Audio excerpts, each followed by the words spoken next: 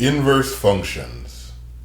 A one-to-one function is a function in which each output value corresponds to exactly one input value.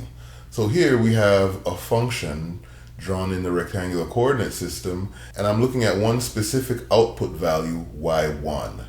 So that output value, y1, actually has two ordered pair corresponding to it, x1, y1, and x2, y2, so that single output value actually corresponds to these two input values. As you can see, both of those ordered pairs are on the same horizontal line. That's a way that we can use in order to tell if a function is one-to-one visually. If any horizontal line intersects the graph more than once, then the graph does not represent a one-to-one function. That's actually called the horizontal line test. So here, you see a horizontal line intersecting the graph twice, which means that this function is not one-to-one. So in order for the function to be one-to-one, any horizontal line you draw would be able to intersect the graph at most one time. Let's take a look at the definition of inverse function. For any one-to-one function, so in order for the inverse to be a function, the function has to be one-to-one. For any one-to-one function, f of x equals y, a function f inverse of x is an inverse function of f if f inverse of y is equal to x. So basically, you plug x into f and it outputs y, and then you plug y into the inverse of f, it outputs x. This can also be written as the f inverse of the f of x, which is y, right? Y is the f of x, is equal to x for all x in the domain of f. So here's a function f, and here's a function that we're saying is its inverse. You'll notice that the inputs of f are the outputs of f inverse, and the outputs of f are the inputs of f inverse. So what we need to check is that when I have an input for f and it maps to a certain output, so for instance, in this case, I see that the f of a is equal to p, we need to check to make sure that the f inverse of p is equal to what the input was for f. So the f inverse of the f of a, we need that to equal a. As we can see, it actually does equal here. So, and that's how we know that it's an inverse, at least at that point ap, or on the inverse pa. So you need to check this for all the x's in the domain of the original function. So you need to check it also for b. We need to see here that the f of b is equal to q, and then we need to check that the f inverse of q is equal to b. Well, here's the f inverse of the f of b, which is what q is, and we see that q maps back to b. So f maps b to q, f inverse maps q to b. It just goes back. And we need to make sure it's true for the last input of f, which is c. So we see here that the f of c is equal to r, and that the f inverse of r, well, that's the f inverse of the f of c. It should map us back to the input c. And it does, as we can see here. So this is the definition of inverse functions. Whatever the function f does, the function f inverse undoes. So here's an example. Find and verify f inverse for this given function that's given in this table. So we have 5 ordered pairs here. In order to find the inverse, all I have to do is switch the domain, which are these inputs, with the range. So here's what f inverse would look like.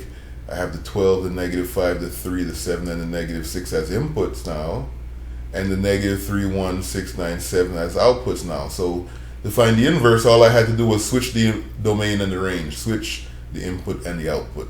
Let's verify that they're actually inverses though. So the f of -3 would be 12, that which would mean that for them to be inverse, the f of 12 would have to be the input -3, and I see that that's the case here. F inverse of 12 is -3. I see that the f of 1 is -5, so the f inverse of -5 should be 1. I see the f of 6 is 3, so the f inverse of 3 should be 6, as we can see here. I see the f of 9 is 7, so the f inverse of 7 should be 9. And I see that the f of 10 is negative 6, so the f inverse of negative 6 should be 10. So I've found the inverse function by switching the x and y columns, the domain and the range, and I've also verified it by showing that the f inverse of the output is equal to the input.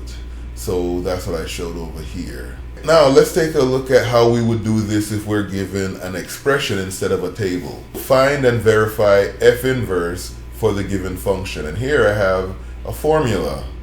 Here's the expression. It's the cube root of x minus 5 plus 3. So in order to find the inverse, we want to find it first before we can verify it. I just need to change the f of x to y to make it easier to work with.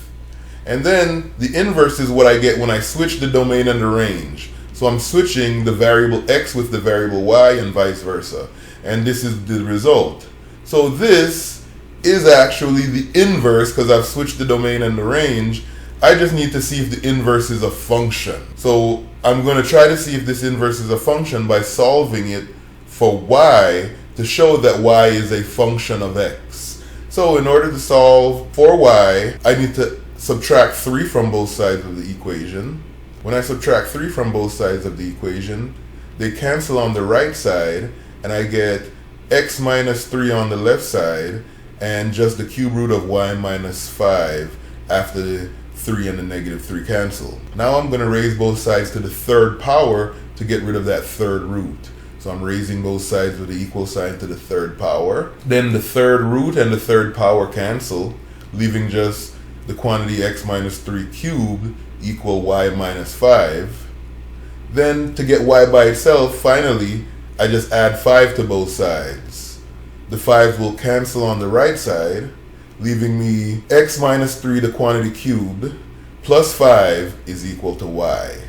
And this, I now have y as a function of x is my inverse function. So I have the inverse of f is equal to x minus 3 cubed plus 5. You can see that the inverse function does everything opposite from what the function itself does. The function takes a cube root, the inverse takes a third power. The function itself adds 3 last, the inverse subtracts 3 first. The function itself subtracts 5 first, the inverse adds 5 last. Alright, so let's go ahead and do the verification. We found the inverse, let's verify that it's actually the inverse. To verify it's the inverse, all I have to do is take the function and plug it into the inverse to see if I get x as the output.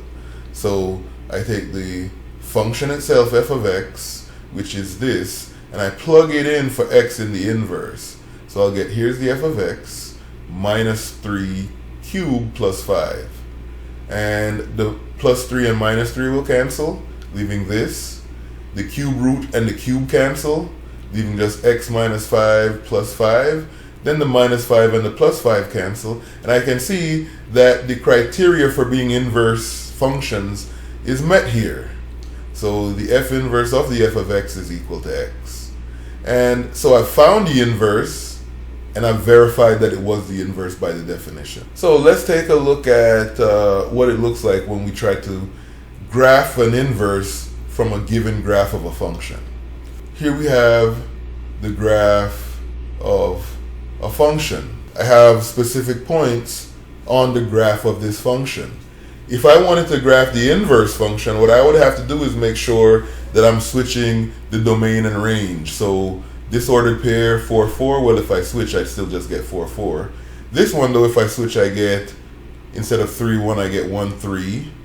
This one, if I switch, instead of 2, negative 1, I get negative 2, 1. And this one stays the same also. So if I switch the domain and range, the x and y values, output and input, I'll get these ordered pairs. These two stay the same because the x and y values are identical. And the inverse function then would just be the graph I get when I reflect this current graph across the line y equals x. That's the identity function. So basically I'm flipping this graph over, and that's what it would look like. So if I know the graph of the function In order to graph the inverse of the function, all I do is switch the x and y values and then reflect the actual graph across the line y equals x. And that is how we graph the inverse of a function.